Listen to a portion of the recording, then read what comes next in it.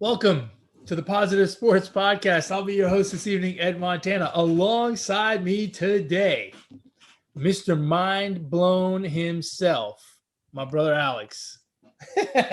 Alex, how you doing? Bang, bang, bang, bang. Remember the wrestler? I'm doing good, by the way. I'm doing good. Thanks for tuning in. You remember what wrestler used to do that? No. No. Come on. Bang, No. bang, bang. Who was that? Cactus Jack.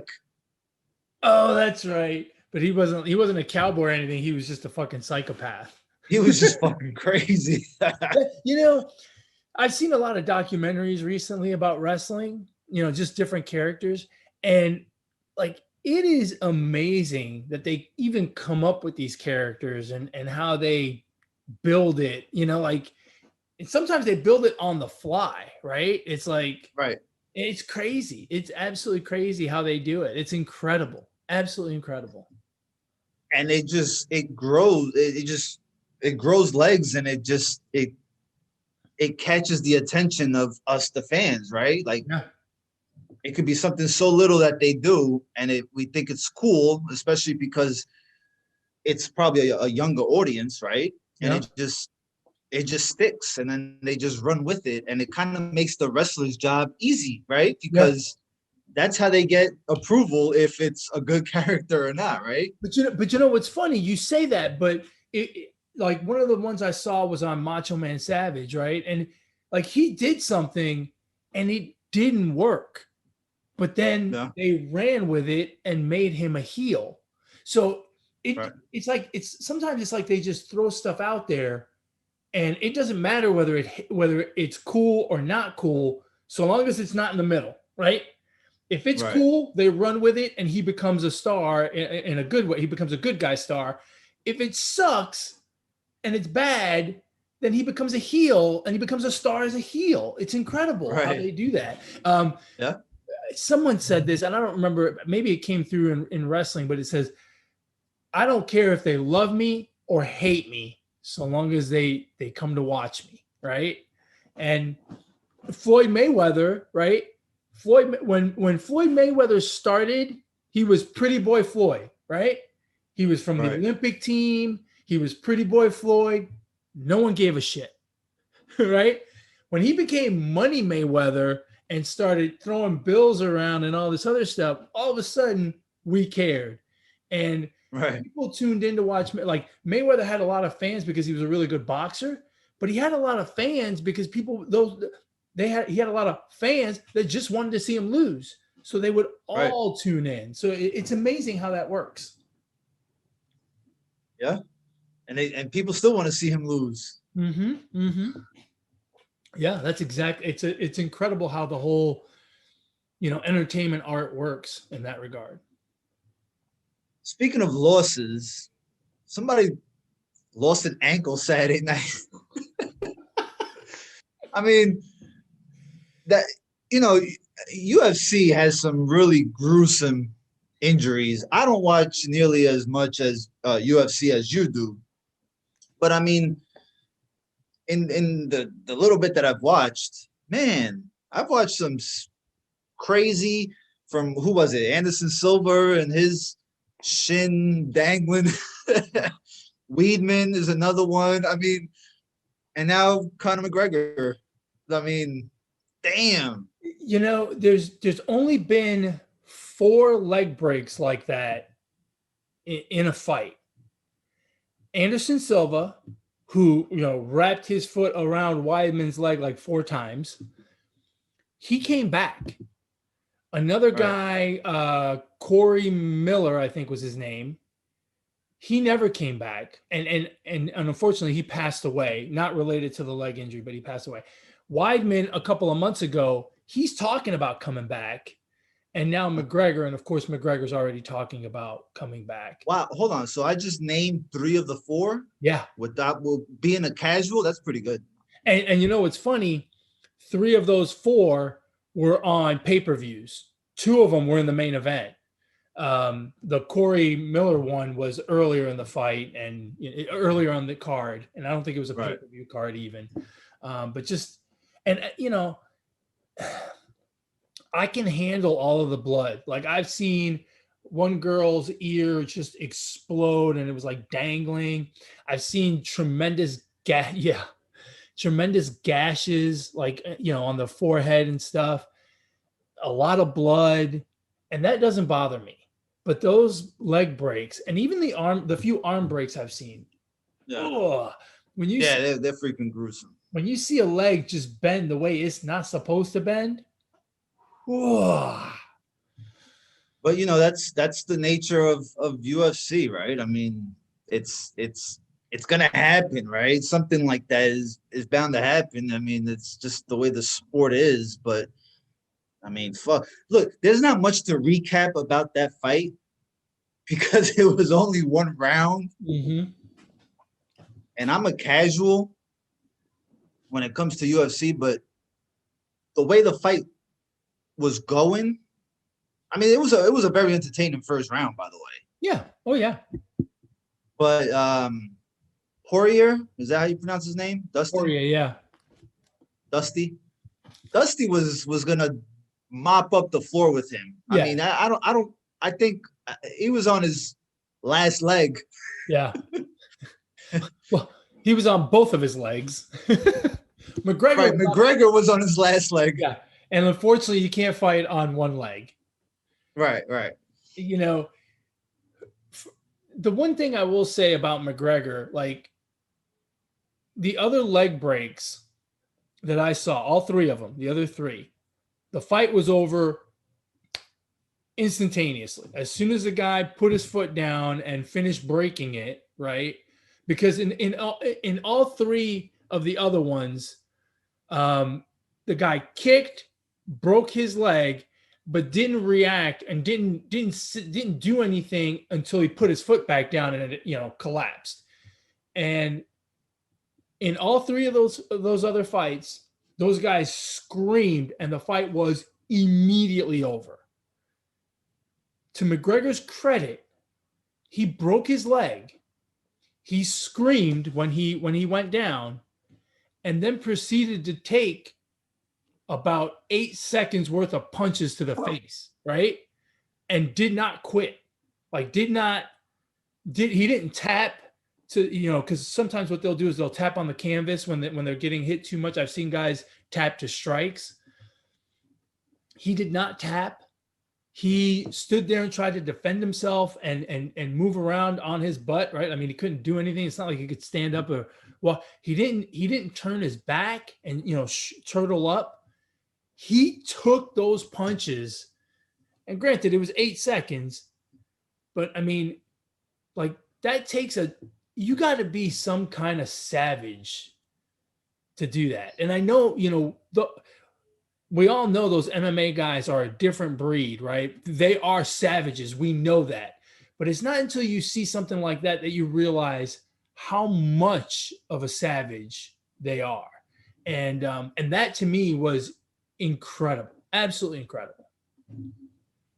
Yeah, I don't give him that much credit. And reason being is because I think inside his mind, he knew he was toast.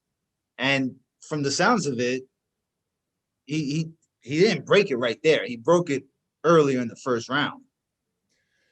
Well, right? Like I think they both knew. Like they have a picture of Dustin pointing down right after he kicks him with that leg. Like I think they both already knew. You know what I mean? I don't know that. I don't, because here's what happens, and here's likely what happened with McGregor. You're right. It's a different kind of break than the one from Anderson Silva. Like when Anderson Silva broke his leg, it was obvious because his leg wrapped around Weidman's leg. I mean, it was ridiculous. Right. With McGregor, yeah, he may have broken it earlier, but if you recall, he still fought quite a bit more on the ground, standing up. Poirier took him down. And McGregor was trying to upkick him several times while he was on his back. Remember, he couldn't get up, and Dustin Poirier, kind of got up to try to really ground and pound.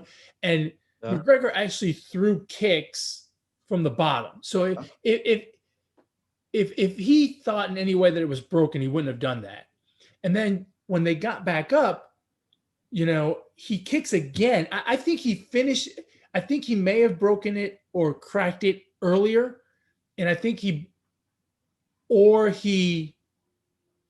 it right before the punch that he misses, right? Because they both throw a punch, they both miss, and when McGregor puts that leg and really torques into it, that's when it snaps, right?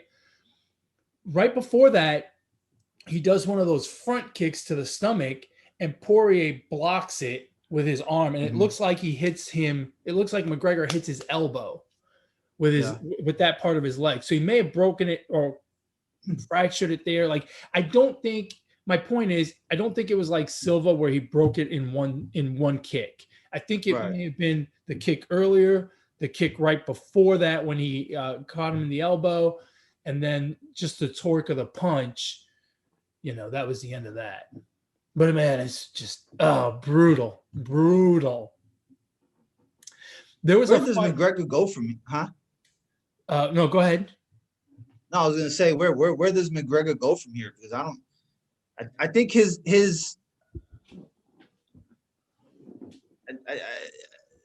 I'm not entertained anymore from his, right. It's getting old, and I mean he's getting old, and now you got a broken leg. You haven't really. I don't know the records, but I'm imagining his last 5 fights, maybe he's 2-3. I don't know the records, but I'm just off what I remember. I'm pretty sure he doesn't have a winning record in his last 5 fights. No, he does not. You're correct. Yeah. So, as somebody who's tuned in when McGregor fights because he's entertaining, I think we're at that point where, he no longer can draw in a casual like myself to. Yeah, and watch. And you are a good barometer, right? Because the difference between 500,000 pay-per-views and 1 million pay-per-views is you, the casual, right? Yeah. I mean, I'm going whether McGregor's fighting or not, right? Right. You're a little bit different. So you're a good barometer, and if you're no longer impressed and you're no longer really entertained, he's lost 3 of his last 4 and the Mayweather fight. So he's lost 4 out of his last 5 fights. And the only win he has is against Donald Cerrone, who's a little bit older, right? So you got to wonder, his losses are now look, his losses are nothing to sneeze at, right? He's lost to Khabib, who's probably the greatest lightweight of all time, and Dustin Poirier, who, while never having been the undisputed champion, he was the interim champion, and he is, in my opinion, right now, the very best lightweight on the planet, except for Khabib, but Khabib doesn't fight, so he doesn't count. So, he hasn't lost to just any Joe Schmo. And the reason I bring that up is I think if he takes a small step back in competition, he could get a few wins and be right back in the title picture, right? The question is, does he really have it in him to do that, right? Look, he's made a lot of money in the UFC, much more than anyone else over the last few fights. He made $100 million to fight Mayweather. He started the whiskey company and sold it, so he made a lot of money there. It's hard to get motivated, when you have generational wealth. Like he's got 2 kids. His kids are wealthy. His grandkids, who do not exist yet, are wealthy. And probably his great-grandkids are wealthy as well. So, it's hard to get motivated when you're not fighting for your family, your present family. Poirier is still fighting for his present family, right? And the other thing is those guys, Poirier and, they have other things to that makes them want to fight, I just don't know that McGregor. He loves the fight. He loves the game. But does he really have it in him to train and do what he needs to do. I don't know. And the other problem is going to be the payday, right? He's used to getting 10, $15 million to fight. I don't think the UFC is going to pay him that anymore. So where does he go? I don't know. There's a few fights out there for him, right? He could come back and fight Nate Diaz. That's a fight that everyone's going to want to see because it's massive fan bases, right? On both sides.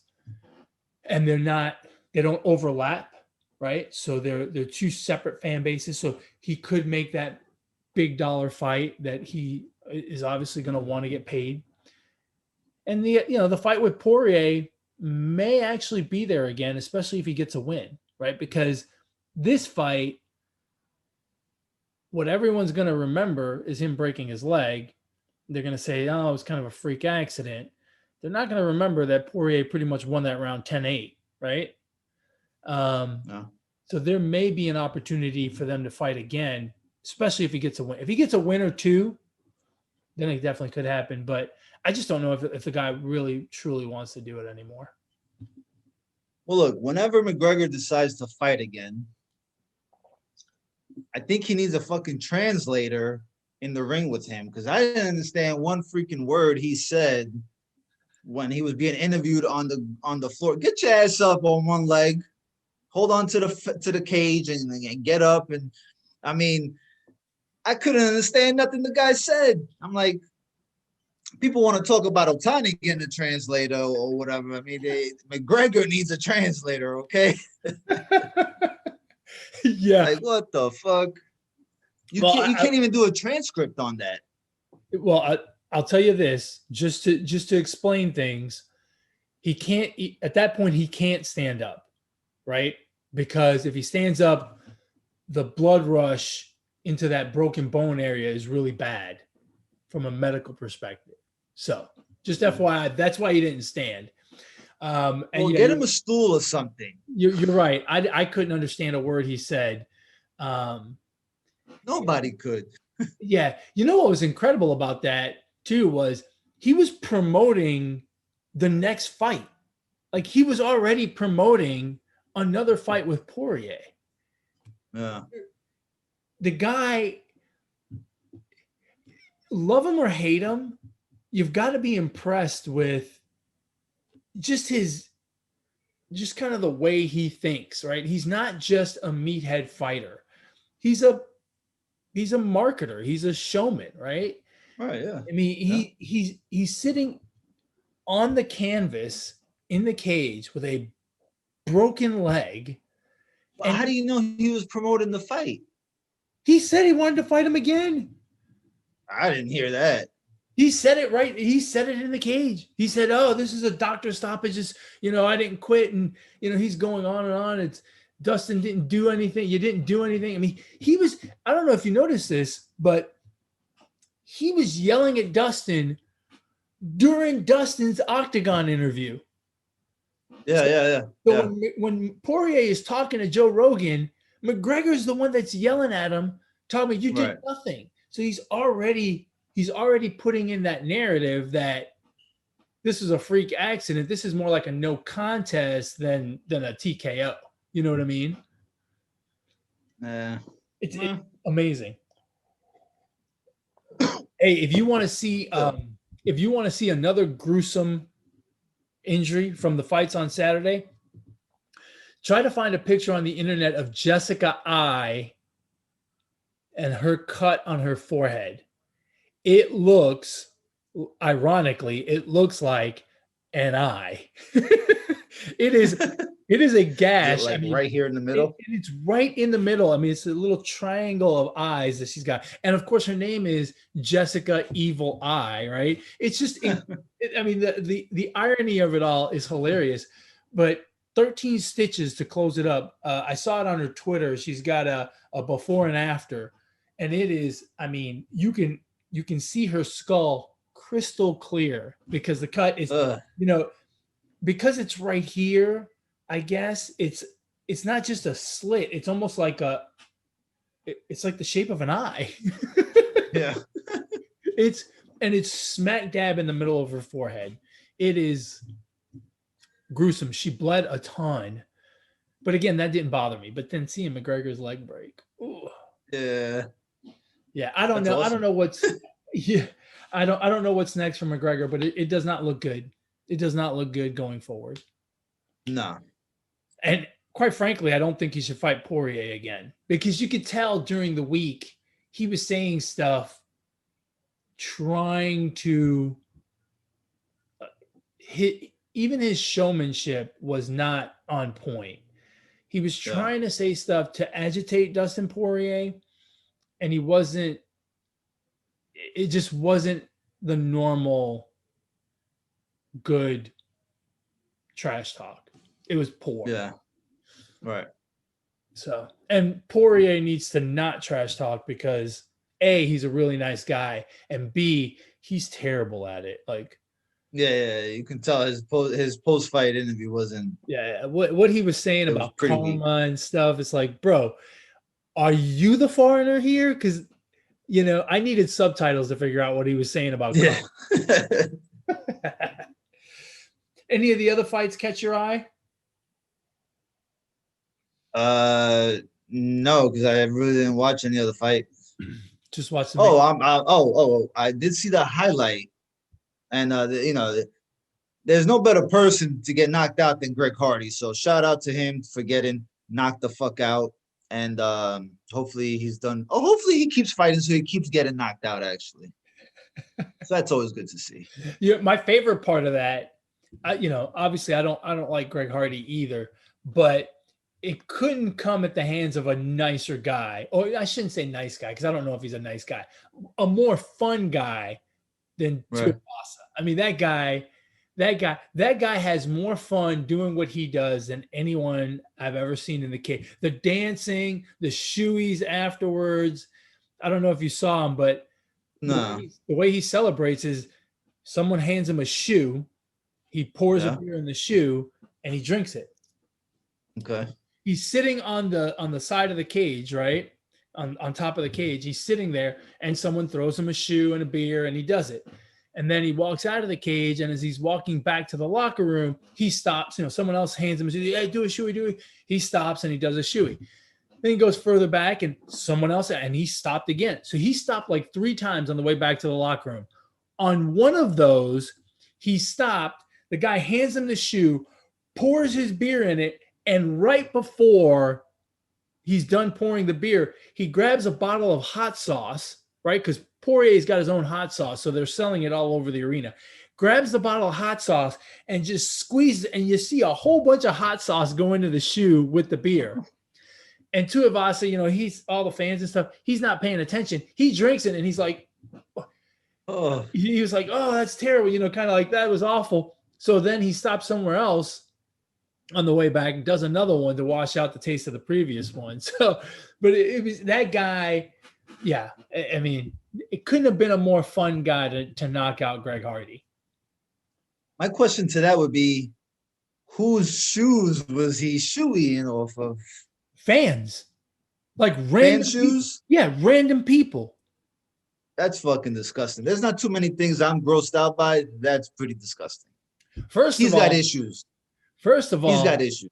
First of all, it's disgusting that he's drinking beer out of someone's shoe. But then second of all, like, now you've got beer in your shoe.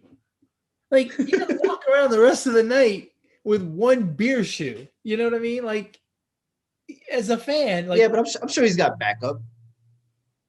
No, but if you're a fan, do you go with an extra pair of shoes? Oh, you're talking about the fan. Yeah. The fan. What do they do? Did they get the shoe back at least? Oh, yeah, he gives the shoe back. He gives the shoe back. Okay. He's a nice guy. He doesn't steal it. It's all worth it. It's all worth it. I guess if you go to a Tuivasa fight, you got to like sneak it, go in your flip-flops, sneak a pair of shoes with you. Otherwise. Please, Ed, please don't show up to a UFC pay-per-view in flip-flops.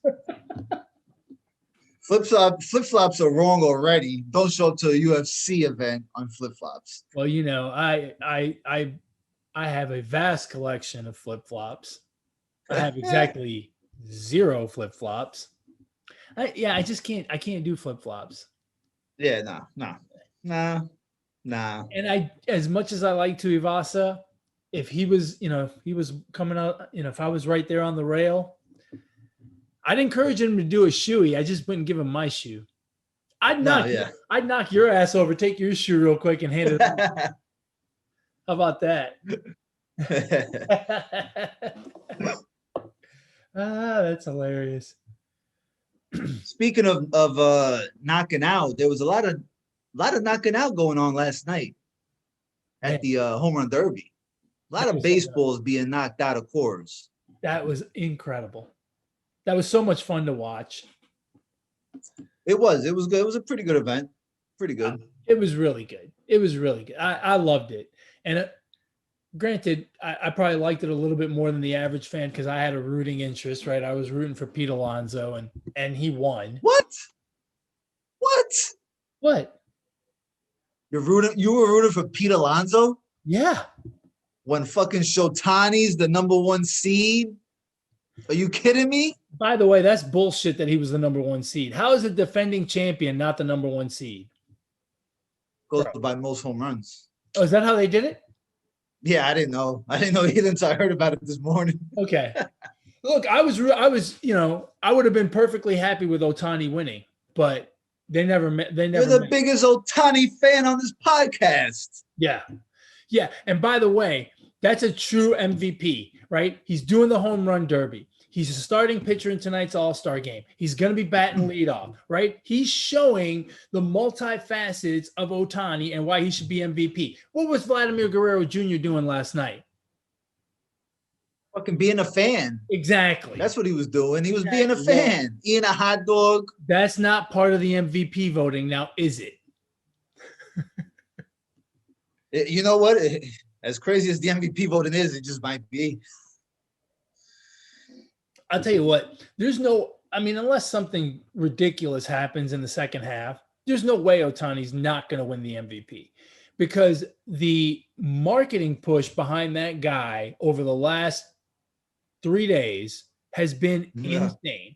Ever since they started talking about the All Star break on ESPN about 3 or 4 days ago, it's been, ESP Ohtani. I mean, it's ridiculous. That's all they talked about. And I swear at one point during that first round matchup with Soto, I thought they were moving the fence to try to make sure that it kept staying tied so that they would get more Ohtani airtime. Yeah. I'm surprised. I'm surprised that they didn't change it to 3 pitches as opposed to 3 swings just to make sure Soto didn't Soto was smart, right? He was selective because his pitching sucked. Horrible. He was terrible. Yeah. The worst. He was very smart in being selective with pitches. Look, I thought it was great. You had the Ohtani thing was great. Pete Alonso's performance was great. Trey Mancini, his story, the more press that story gets, the better. Trevor's story, at least making it out of the first round, the hometown guy, right? That was great. It was a lot of fun. Yeah, I don't know. It's hard for me to get excited behind the home run there. It's exciting, but you've seen one home run, you've seen them all, and they're all gonna be moonshots. I think the key to the home run derby is the pitching. Yeah, right? Because look at Alonso's fucking guy was on the spot, man. In that bonus minute in the final, that guy, Alonso hit 6 straight home runs. That guy put 6 pitches in the same exact spot. That's a beautiful thing. And Soto's guy was terrible. Yeah. Now, why didn't Mike Joust, I think the the guy that was pitching to Alonso, he should have been checked for some sticky stuff. I mean, he's got a lot of control for a 68-year-old. Hey, speaking of funny stuff that happened last night, did you notice that the only pitcher to get warm-up pitches was Ohtani's pitcher? No, I didn't notice that. Yeah, he got a couple of warm-up pitches before Ohtani came up. It's like, bro, come on. Really? What are we doing? You know, he wasn't that good either, though. Yeah, he wasn't great. Because I think Ohtani likes him a little higher. Letter high, and he wasn't really throwing them there.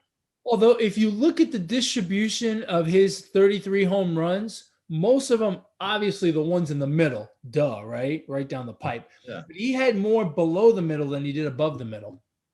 Really? Yeah, because I've always thought of him more as a high ball hitter, but apparently for bombs, he likes them low. The one he hit in Seattle last week was incredible. I mean, that was ridiculous. But yeah, that was like Sunday. Yeah, it was a lot of. I thought Saturday. I thought the home run derby was a lot of fun. And let me ask you a question: which is better, the home run derby or the slam dunk contest? I probably have to side with the home run derby. Yeah, I agree. You know why? No judges. Huh? Yeah.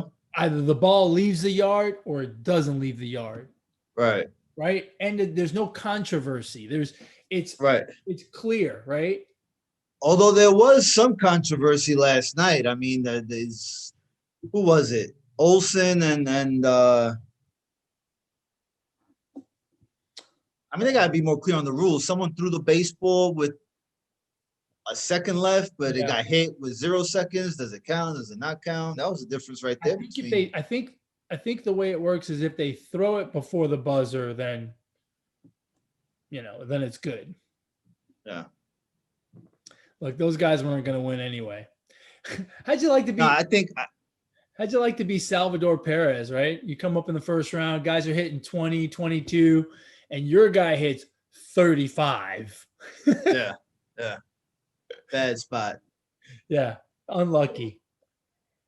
Nah, I think everybody who participated did a good job because I thought the seats were going to empty out after Ohtani got upset in the first round, and I mean it was pretty much a packed house. And look, even that first round was exciting. Look, the first two matchups were decided by one.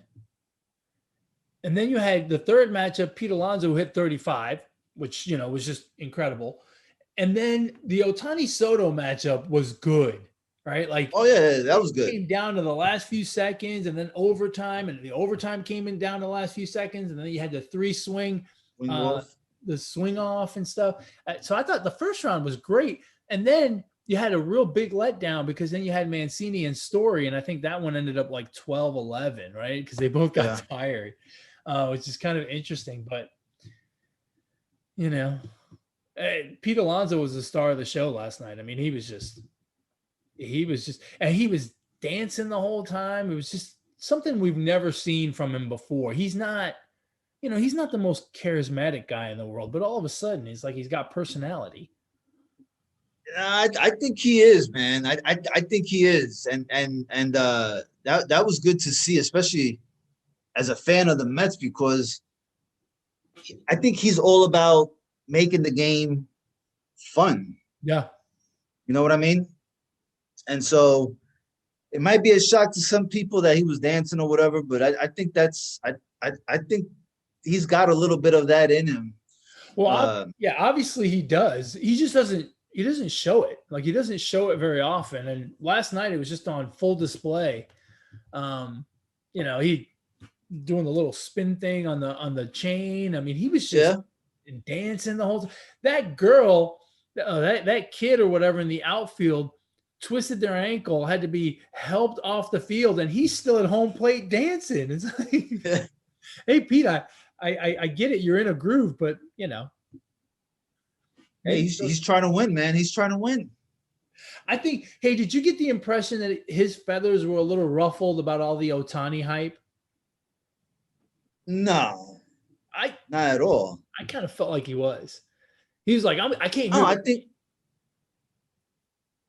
honestly, man, I think that's just in his nature. I think that's what I mean. He just wants to do well all the time, and he gets so upset when he strikes out and when he's in a stench during the season.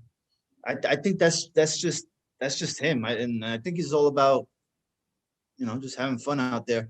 Did you? I think this was during Juan Soto's one of his at bats, or during the home run derby. He hit a line drive to right field, and this kid's glove just went flying. Do you remember that? I think the ball went further than the ball did. Yeah, I saw that. I'm like, whoa. I was, some of those kids, I couldn't help it but laugh. But some of those kids were like, that kid didn't have that glove on all the way. There's no way. I mean, that thing went flying, bro. I mean, he might have had it on all the way. See, now, he's not used to catching fly balls like that. See, now for that one right there, I would have been all in on Statcast. I would have liked to have known how fast that baseball traveled, that it took the freaking glove and almost the handoff of that little kid. Hey, let me ask you a question. Do you believe the numbers on those home runs, the distance? I hate to be rude, but I don't give a fuck. I don't care. I don't know. I don't know. I've never really thought about it. I feel like those numbers feel padded to me. Like there was one I remember. I think it was Olsen that hit it. It barely cleared the fence, and it was not like in right field. It barely cleared the fence, and they were like 415. I'm like, it's only 370. How can it be 415 if it barely clears the fence? Like, does it really go 40 feet after it clears the fence? It wasn't a line drive. It was just, it just barely made it out. I've often thought those numbers are kind of inflated. And you know what? You may have a point. Maybe for the home run derby, maybe they're inflated a little more, right? Yeah. Just to get the oohs and the ahs out of the crowd and the fans at the house, right? Yeah. No, I agree. Could be. Just incredible. And the other thing that I find interesting with the home run derby, every year, people think it's easy. You just got to swing and hit it and, just hit it, right? It takes a certain amount of stamina, because if you've ever swung a bat hard, like when you're in the cages, I don't know if you've done this as an adult, but I have. I go into the cages and, you just put the quarters in and get 10 balls or whatever. Man, after 10, I'm kind of tired. Like it's hard to swing that hard 10 times in a row relatively quickly. And those guys are doing it, they probably get what? In 3 minutes, they probably get 45, right? It's probably one ball every 4 seconds, maybe 15 per minute. That's 45 in 3 minutes. That's not easy to do. Like I think people underestimate how tiring that is. It's almost like you have to have stamina, not just good contact and power. Oh yeah, I agree. And then you got to multiply that 45 by 3, right? If they go all the way. Yeah, that's a lot of pitches, man. That's a lot of swinging, right? That's a lot of swings. So anyway, the All Star game is tonight. Are you excited to see the stars? Yeah. I'm excited because you'll get some players that are mic'd up. You get some interviews, and the guys just kind of taking a break from wins and losses, and just kind of going out there and having a good time, Yeah, I agree. You get old teammates back together. You get, childhood friends or whatever. I mean, it's good stuff. I agree. I'm a big fan of the All Star game, and I don't miss it. And part of it is I'm a baseball junkie, but I really enjoy seeing those guys out there. You're right. It's a no pressure situation that they're out there having fun, and it's good stuff, man. It's the best players that we have, and instead of trying to catch them on this channel and that channel and this game and that game. You got them all in one Right. place, right? Like we'll get to see, on a typical day, you gotta you watch Guerrero early in the game and Ohtani late at night and Tatis mid-afternoon or whatever, and now you get to see them all on one stage. I think it's great, and to me it's my favorite of the All Star games. So Yeah. I'm really looking forward to it. Now it no longer counts as whatever league wins the All Star game gets the home field advantage, right? Okay. No, they did away with that stupid thing. Okay. That was All dumb. right, good. Yeah, that was dumb. I'm glad they did away with that. Yeah. Speaking of doing away, did you hear that it's likely that they will do away with the 7-inning doubleheader and the man at second to start extra innings in 2022? Man on second. I mean, yeah, that should have never even have been a thought. But yeah, I'm happy to hear that one. The 7-inning doubleheaders, I kind of like it. I kind of don't. I don't really go either way. I It's go whatever. back and forth with that one as well. Yeah. Look, when you have good starting pitching and your bullpen's not great, those 7-inning doubleheaders are awesome, right? Right. But it's just like the Mets, because of COVID issues early in the season and bad weather, the Mets are going to play a ridiculous amount of doubleheaders this year. And it's kind of not fair, like it's probably not a huge advantage, but it's just kind of not fair, right? That you're letting the whims of weather dictate how many innings guys play. Yeah, it's I don't know.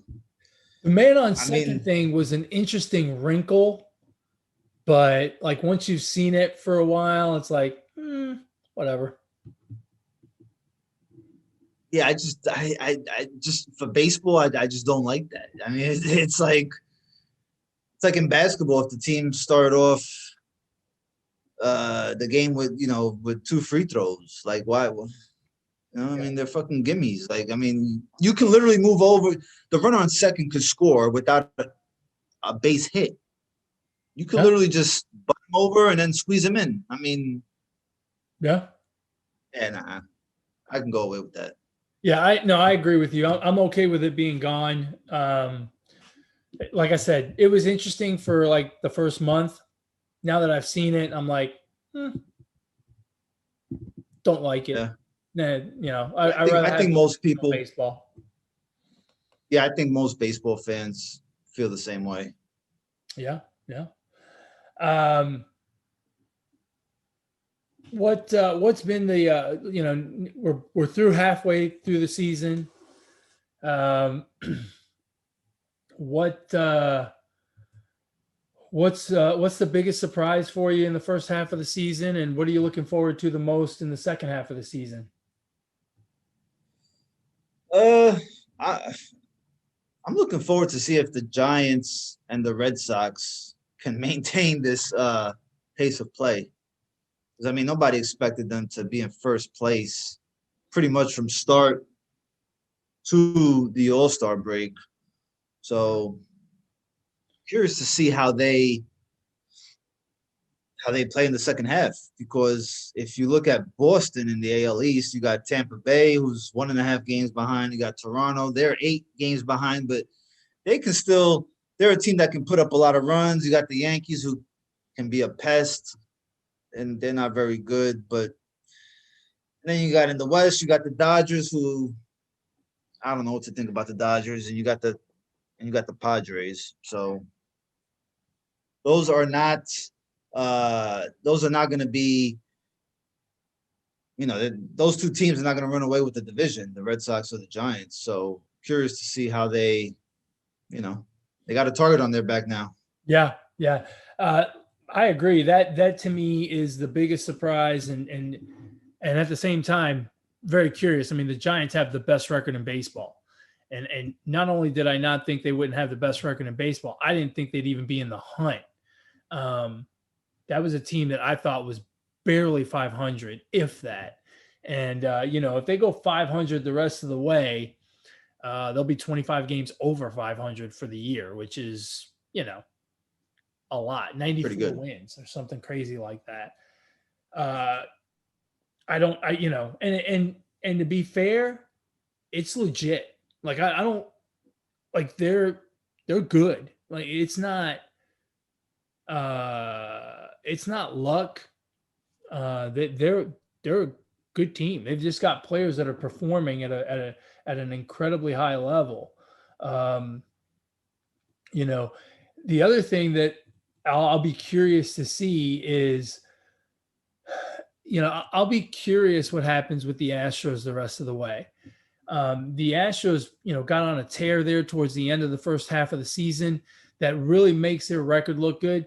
But that pitching staff, to me, is still not, it's not the pitching staff of a 100-win team. And so I wonder if it's not going to catch up to them here sooner or later. And the other surprise, quite frankly, is, and it's kind of a surprise, kind of not, the Mets, have a 3.5 game lead in the East. And I'm not surprised that they're as good as they are, but the rest of that division is poor. And it's not looking like it's going to get better. The Phillies bullpen is a disaster. The Braves have injury issues and it got really bad losing Acuna for the rest of the season. And the Nationals just haven't been able to find a gear yet.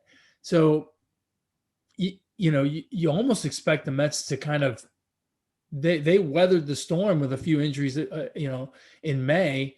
And now you almost think they're just going to run away with this because, why would those other teams catch up? So I'm real curious how that's going to shake out. Yeah, look, I mean, with the Astros, their offense ranks in the top of everything. So, and their pitching is not terrible, but it could be better. Maybe they make some upgrades before the trade deadline. You got to figure they're going to be players at the deadline, especially because they have so much offense that there are going to be teams that are going to want some of those pieces, right? Bregman's been out for a couple of weeks now, and no one's missed a beat because the people that they've put in, Toro specifically, is doing just great. So, yeah, they've got some pieces, and the A's are good, but 3.5 back, I expect them to give them a run. But how good are the A's? Because I feel like they do this every single season. They don't get to even the league championship. Maybe they'll win a wild card game. They'll lose in the divisional round. Yeah, I feel like they're always the same. Like they have a very always the bridesmaid, never the bride. Right. Yeah, and quite frankly, this team looks similar, right? They look like they're going to push 90 wins, but no one's going to be real afraid of them come playoff time. They need upgrades in pitching. Their lineup is decent. They just need some upgrades in pitching, and maybe they'll make some moves at the trade deadline that'll push them over the hump. But yeah, you're right. They look like a wild card team that won't make it to the ALCS and won't make it to the World Series again. Hey, real quick, speaking of the Astros, what do you think about none of them going to the All Star game?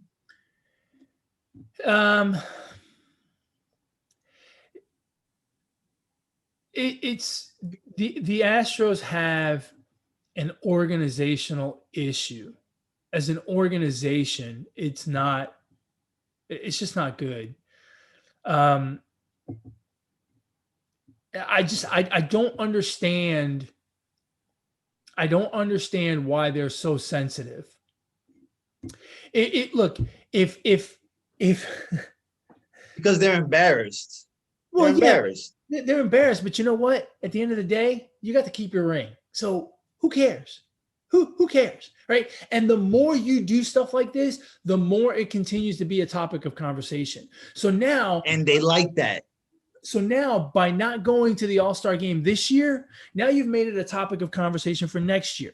So next year you're not going to go. You're going to make it a topic of conversation for the following year. It's just, to me, it's just dumb. It's dumb. First of all, whether you care about the fans or not, whether you care what people think about you or not, at the end of the day, going to the All-Star game is a privilege. And you should exercise that privilege because you don't know when you're going to get to go back, right? I mean, look, Trey Mancini thought he was going to be a baseball player forever and then thought he was going to die, right? I mean, that's the extreme, but it happens. And go and be a part of the celebration. And if you have to hear some boos, well, then so be it. But, I think they're just being a bunch of babies about this whole thing. And at the end of the day, you got off scot-free, right? Like, what the fuck? That's like your wife catches you cheating on her and she gets all mad and she yells at you, but you still get some nookie the next night. Like, I mean, what the, you're okay. Well, DeGrom opted out. I'm not okay with that either. I am okay with that 100%. As a Mets fan, I'm okay with it. But as a baseball fan, I'm not okay with it. Look, everybody He's been wants there already. So bigger what? goals. So bigger what? goals. No, so what? At the end of the day, again, it's a privilege to be there, right? And look, you don't have to go and pitch 3 innings. You don't even have to go and start, right? You can just go and sit on the bench and be nice and walk out for pregame introductions, tip your cap, and go sit in the dugout the rest of the day. It's okay. You're a pitcher, right? No one expects all the pitchers to get in. Just go, right? Like, to me, it's just you're not bigger than the game. Just go. Everyone wants 3 days off. But I don't think it's that big of a deal because if anything, you talk less about the Astros.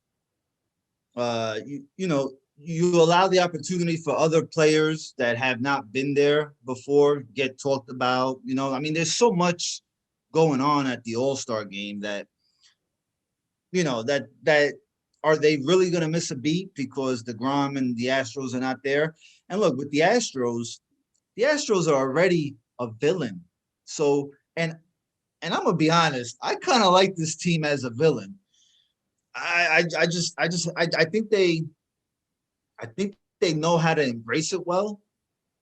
And yeah, they're a little bit embarrassed or whatever, but I mean, they're already hated by the players and the fans. So, I mean, the fact that they chose not to go, they're going to get hated on even more? Maybe, but I mean, they don't care. So they cheated and they know they got away with it. So they don't care.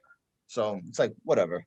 Yeah, look, for me personally, one of my favorite parts of the All-Star game is the pregame introductions. I love seeing all those stars right there on the field. And I think that DeGrom and the Astros are depriving the fans of that. And I think they should go. There's so many other All-Stars to see. But I want to see all of them. I want to see all of them. No, I want to see all. There's only a select few All-Stars. Yeah, and those are the ones I want to see, the ones that were selected. Right. They opted out and others were selected. No, others were given the All-Star nod because, some guys decided not to go. Look, I don't want to say this because it sounds mean. I think they're being pussies, all of them. The Astros for different reasons than DeGrom, but at the end of the day, I think you're being a pussy. Like, is it really that taxing to fly to Colorado and go to a game on Tuesday night? Really? But is it really a big deal to opt out? I think you're a pussy. Yeah, but it's not a big deal to opt out. I mean, you can say it's not a big deal to go and be in Colorado for 3 days, but I don't think it's a big deal to opt out. Look, to each their own. They have their reasons. I think we know what the Astros' reasons are, but they all have their reasons. Yeah. No. I don't think it's a big deal. I just think you're a pussy. I don't think it's a big deal But, you were selected to be an All-Star and you spout off about the fans all the time. Well, then go to the All-Star game. Be a part of the festivities. And if you really need the rest and you don't want to pitch, then just say, I'm not going to pitch. Just talk to the manager and say, I don't want to pitch, and don't pitch. But that's not fair for a replacement either, because someone else could have had that spot and been Alex, the first time All-Star. But Alex, that guy's not an All-Star. So I don't care about why, because he missed out by 100 votes. I don't care. I don't care that I'm denying an opportunity for a guy that's not an All-Star. So DeGrom opted out. Taijuan Walker got the nod to go to the All-Star game. Have you seen his numbers? Those are All-Star numbers. A step further, he has better numbers than Max Scherzer, who is starting tonight. So you're gonna tell me he's not he's not deserving to be an All-Star? Alex, okay, so let's take it to the nth degree. Okay, let's take it all the way. I just gave you a prime example. Yeah, I'm gonna and now I'm gonna push this all the way, and you tell me what you think. So because you're being unrealistic. I just gave you a realistic fact example that happened. Now you're about to give me something. You're about to give me something that is probably never gonna happen. No. It could happen. What if? But it hasn't. But you don't know that they would have taken Taijuan Walker anyway. I mean, look, there's snubs every year. That's just the way it works. But what happens if DeGrom doesn't want to go, and Scherzer doesn't want to go, and Taijuan Walker doesn't want to go, and Walker Buehler doesn't want to go, and Kershaw doesn't want to go? What if none of them want to go? Do we really want to see a bunch of 4th and 5th starters at the All-Star game? No.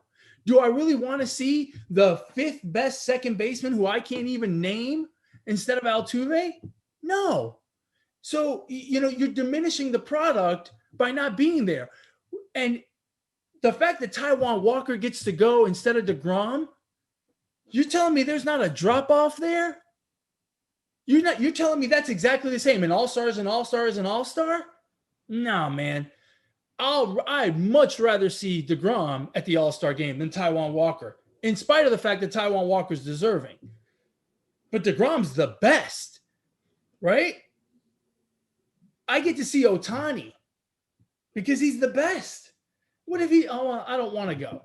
It's just, again, people just being big. Hey, look, listen. This is all opinions. You have the right to yours. I have the right to mine. I just don't see an issue with it. I really considering who we're talking about, the Astros and the DeGrom, I have no issues with it. None. I think it's a pussy move by all of them. And look, whatever. And if there's someone else that isn't going because of whatever, look, if you have an injury, okay, I get it. If you got a wife that's 9 months pregnant, okay, I get it. But how do we know that's not the case? DeGrom's wife's not pregnant. Well, what about the Astros? Maybe Carlos Correa needed a massage. Maybe he's sitting in Cabo right now getting a couple massages, and his wife doesn't know about it. Don't you think we? He told his wife he's going to be in Colorado, not Cabo. Actually, he should be at the All-Star game, because if he takes the time off and he gets a massage, he may break a rib, and then won't be able to play the second half. Look, it's whatever. To each his own, right? But it's just babies. Go to the All-Star game, hang out in the dugout, and just fucking watch the bombs fly on Monday and walk out, tip your cap on Tuesday, and then go home. Please. It's not like we're talking about football here. Yeah, we're talking about baseball where they play like every single day. They probably want a fucking day off. With all the rain, they've had days off. The Mets, right? The Mets have had more days off this season than they've probably played more. They've probably had more days off than days that they've played a game. Days off and double headers, 7-inning double headers. Mm-hmm. Mm-hmm. What Yeah. else you got? Uh, in baseball, I don't know. I don't know. I'm just excited for the second half to start. Um, I don't know what the fuck else is there in baseball. What let me check the news in baseball because I don't fucking know. The only news I heard today was the rule changes. Fuck it, let's go on to basketball. Can they play double headers in the NBA final so we can get this over with? You know, It's not over yet.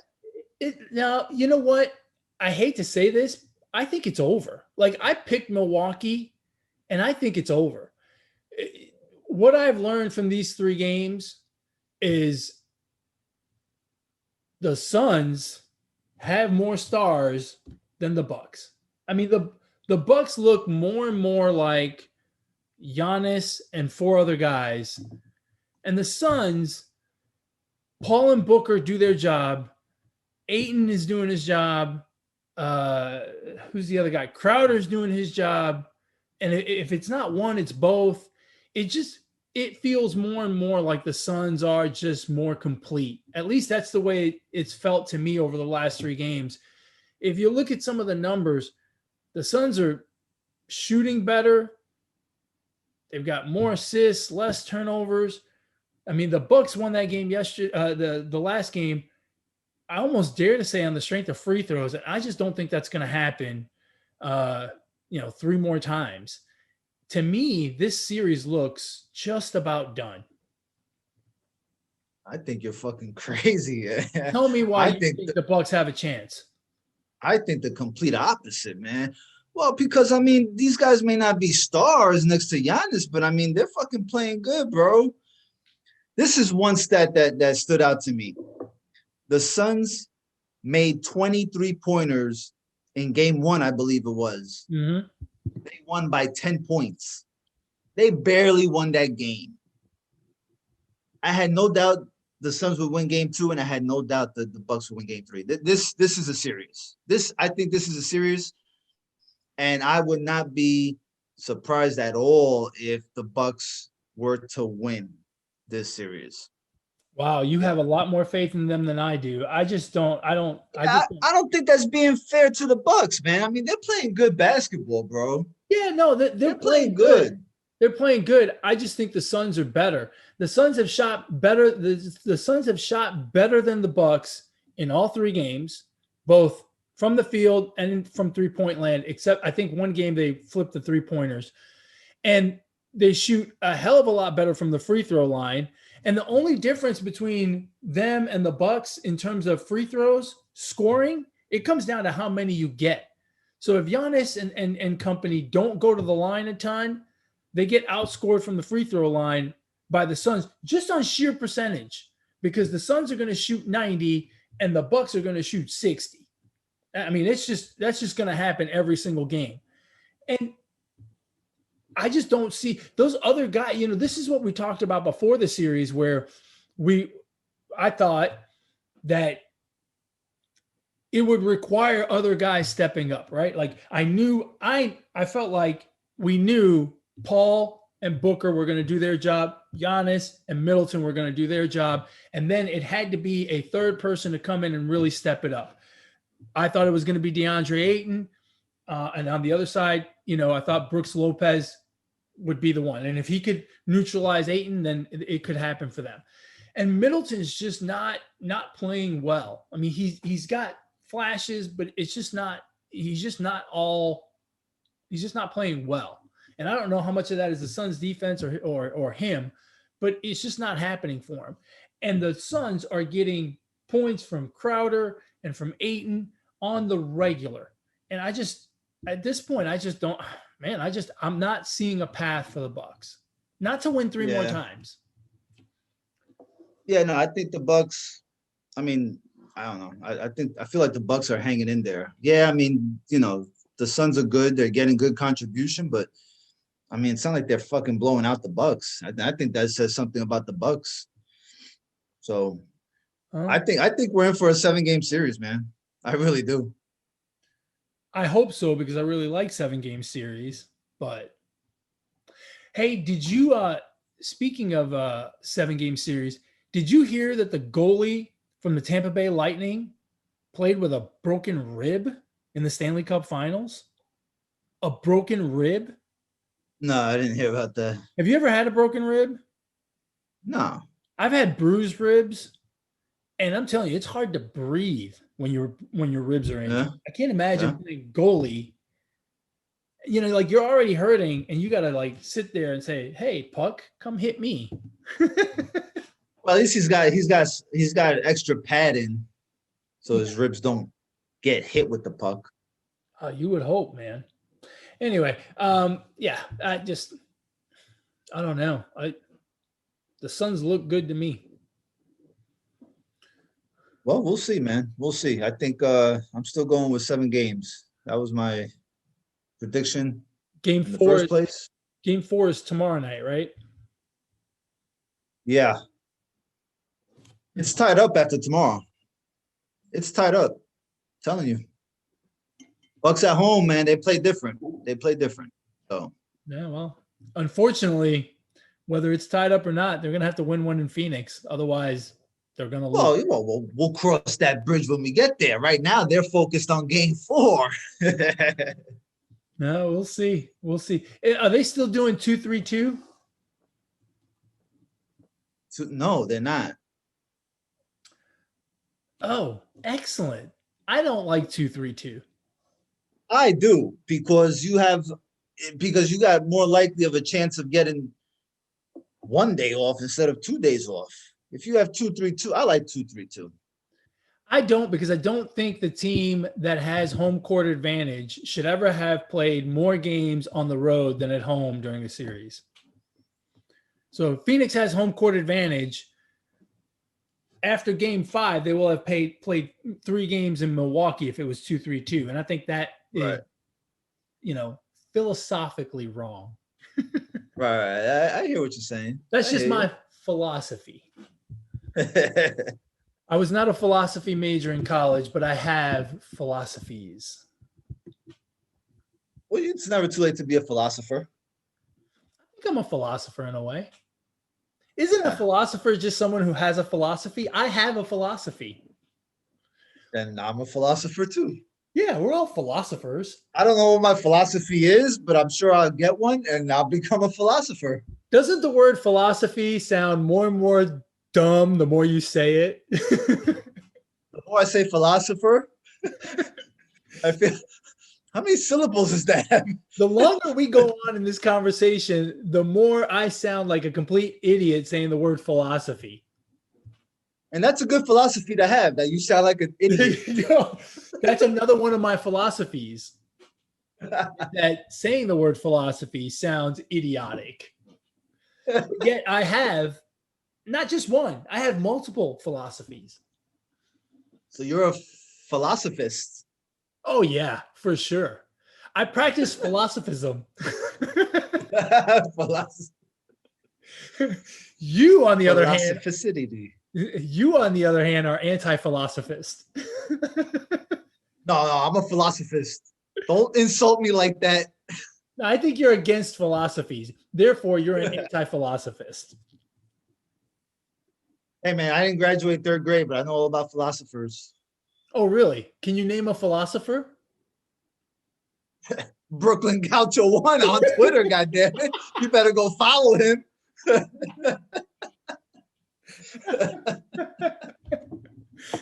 Hey, I know one on Twitter too, at eMontana21.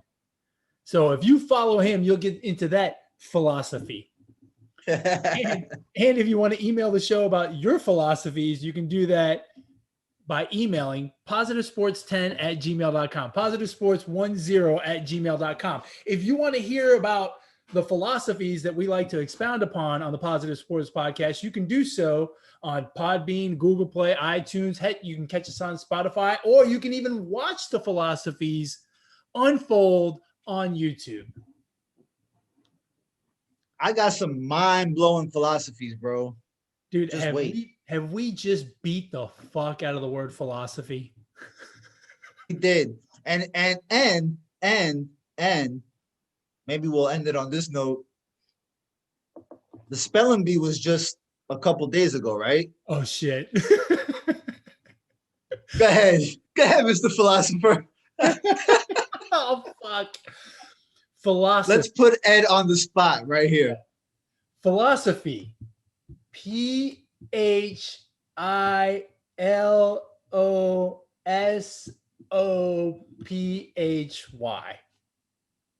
Man, bravo. You didn't even have to ask for the country of origin or nothing like that. That's pretty good, bro. Can I have the root, please? Or the root. You know what the beauty of that little putting me on the spot thing is I knew I didn't need the root because I knew I was in a win-win situation. How's that?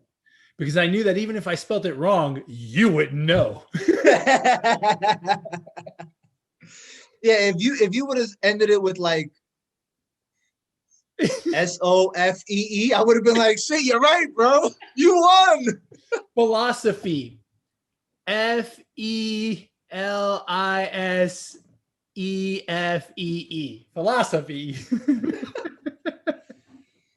See, I'm so Brooklyn. I would have spelled it like the shoe brand Fila, philosophy, FILASOFEEI.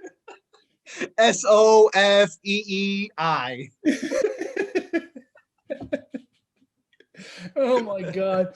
We're going to have to change the name of this podcast to Philosophies of Positive Sports Podcast. The philosophy. Yeah, philosophies. Philosophism.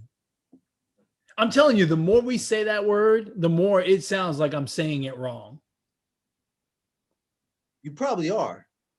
Philosophy. Philosophy. All right, well, we're gonna let the fans and the viewers and the listeners of this podcast absorb all the philosophy we just dished out. But we can't do that if we don't sign off. That's right. That's right. We're gonna have to sign off. As always, folks, my final philosophy: ignore the negativity, be the positivity. Peace.